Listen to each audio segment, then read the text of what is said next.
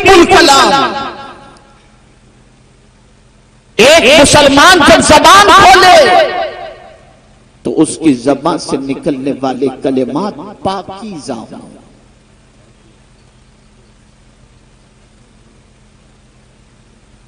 اس کی زبان سے نکلنے والے کلمات طیب و طاہر ہوں.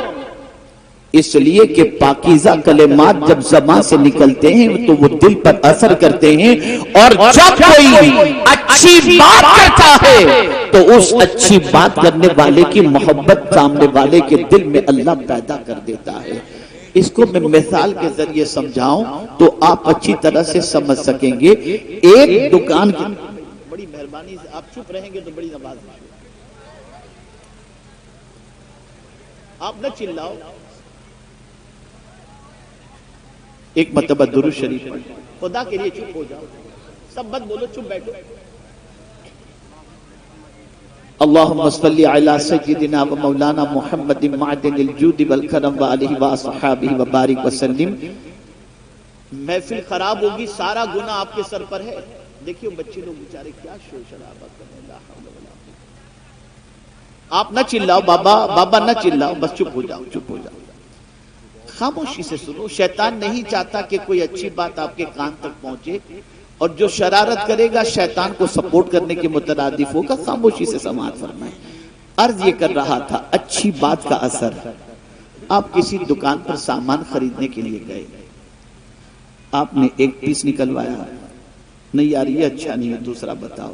دوسرا نکلوایا، یہ بھی اچھا نہیں ہے، تیسرا نکالا. اور کوئی ڈیزائن ہو تو بتاؤ، اور کوئی ڈیزائن ہو تو بتاؤ، اور کوئی آئٹم ہو تو بتاؤ. 50 چیزیں آپ نے نکلوائیں، اور اس کے بعد آپ نے کہا کہ نہیں مجھے پسند نہیں ہے، اور آپ جانے لگے. تو آپ جانتے ہیں وہ سیلس مین جو اچھا ہوگا وہ کہے گا فکر نہ کریں، یہ پسند نہیں آیا نا، 10 دن کے بعد نیا اسٹاک آئے گا. اب 10 دن کے بعد آئیے گا، آپ کو ہم نیا مال بتائیں گے. لیکن اگر ٹیڑھا سیلس مین نے کہا کیوں پریشان کرنے کے لیے آ گئے تھے، کیا ٹائم پاس کرنے کے لیے ہماری دکان ملی، آپ دوسری بار اس دکان میں نہیں جاؤ گے. لیکن جس نے یہ کہا کہ 10 دن کے بعد دوسرا نیا اسٹاک آئے گا، کوئی بات نہیں، یہ آپ کو پسند نہیں آیا تو آپ کہیں گے ذرا تمہارا کارڈ دے دو، ہم تم کو فون کر کے پوچھ لیں گے، نیا اسٹاک آئے تو بتا دینا. پتا چلا جب نرمی سے کوئی گفتگو کرتا ہے تو اس کی محبت اللہ دل میں پیدا کر دیتا ہے. لوگ اس سے محبت کرنا شروع کر دیتے ہیں، اس کے قریب جانا شروع کر دیتے ہیں. اللہ اکبر. ڈاکٹروں کو یہی سکھایا جاتا ہے، ڈاکٹر کو بات کرنے کا لہجہ سکھایا جاتا ہے، بات کرنے کا انداز سکھایا جاتا ہے. اسی لیے مریض جب کسی طبیب کے پاس جاتا ہے اور 1000 بڑی بیماری میں گرفتار ہو، لیکن طبیب کہتے ہیں آپ فکر نہ کرو، سب ٹھیک ہو جائے گا. اس کی مسکراہٹ سے، محبت بھرے جملوں کی بنیاد پر بیمار کی آدھی بیماری کی چھٹی ہو جایا کرتی ہے. پتہ چلا اچھے کلام کی تاثیر ہوا کرتی ہے. آپ لوگوں سے ملیں اور ملتے وقت کیا کرتا ہے، اس طریقے سے بات کریں گے کوئی آپ سے دوبارہ ملنے کی خواہش نہیں رکھے گا.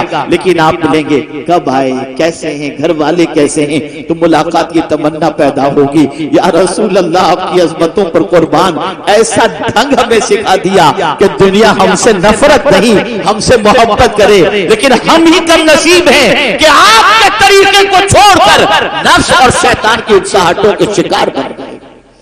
آج ہمارے لب و لہجے کو دیکھ لیجئے، ہمارے بات کرنے کے انداز کو دیکھ لیجئے. ہماری قوم تو پہچانی ہی جاتی ہے ماں بہن کی گالیوں سے.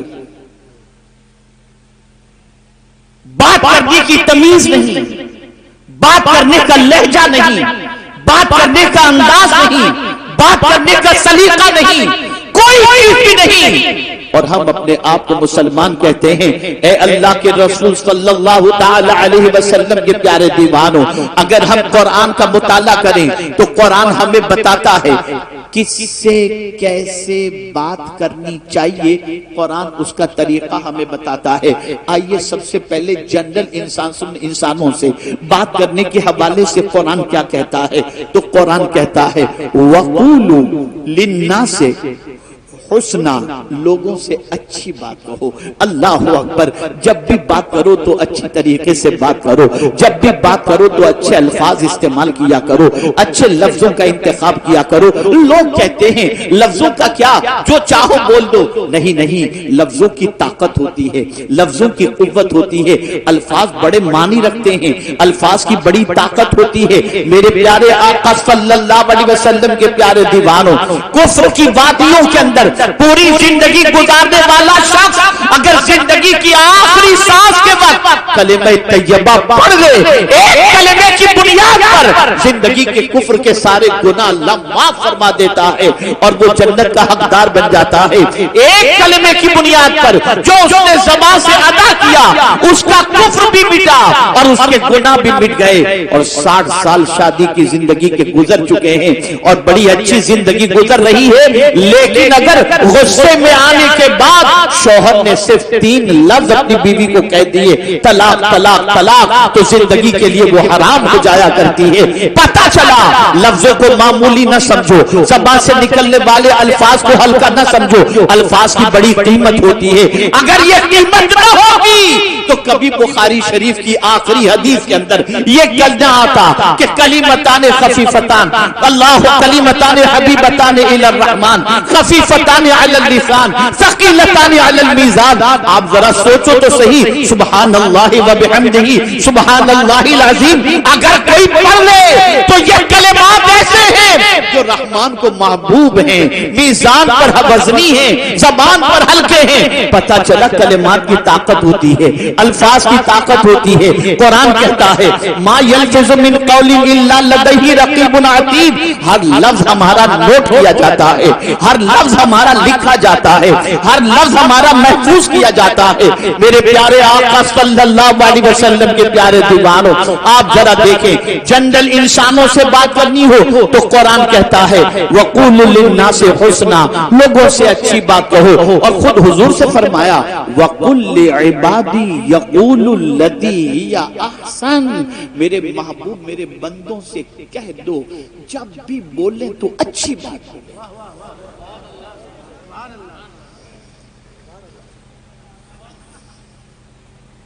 جب بھی بولیں اچھی بات بولیں۔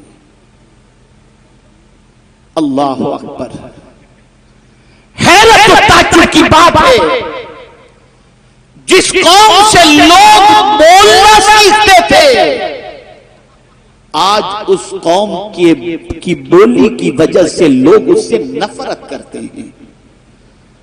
آج آپ ذرا دیکھو، مجھے ایک آیت یاد آ رہی ہے، میرے پاس وقت کی تھوڑی قلت بھی ہے، جلدی نکلنا بھی ہے، ایک بات میں عرض کرتا ہوں۔ آج کیا ہو رہا ہے؟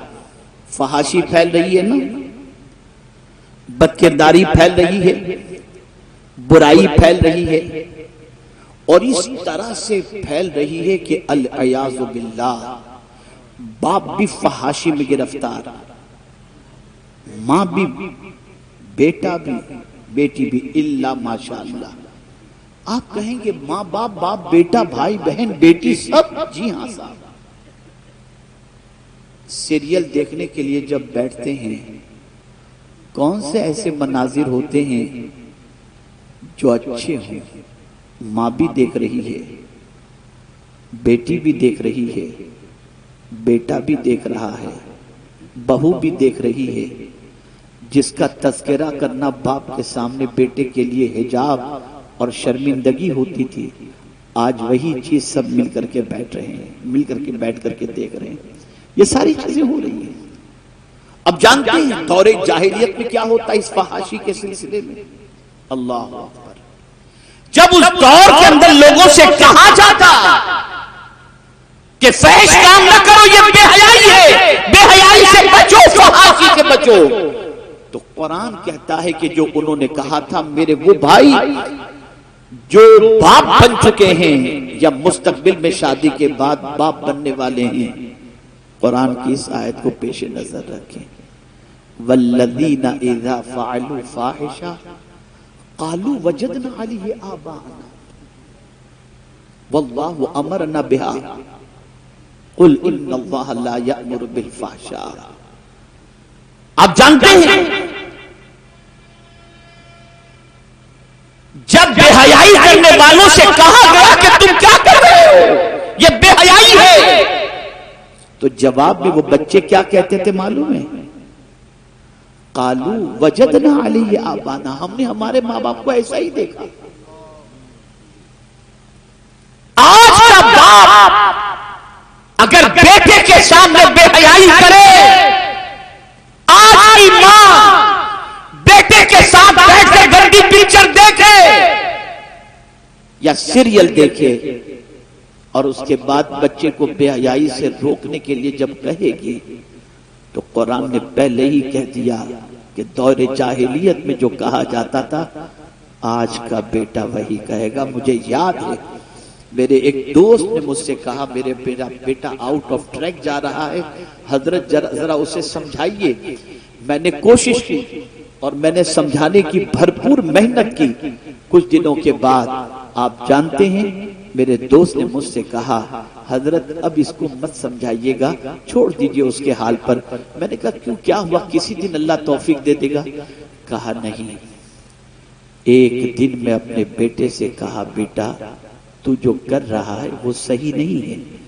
تو میرے بیٹے نے مجھے جواب میں کہا ابا جب آپ میری عمر کے تھے تو کیا کرتے تھے؟ آج جو لوگ بد کرداری سے اپنے دامن کو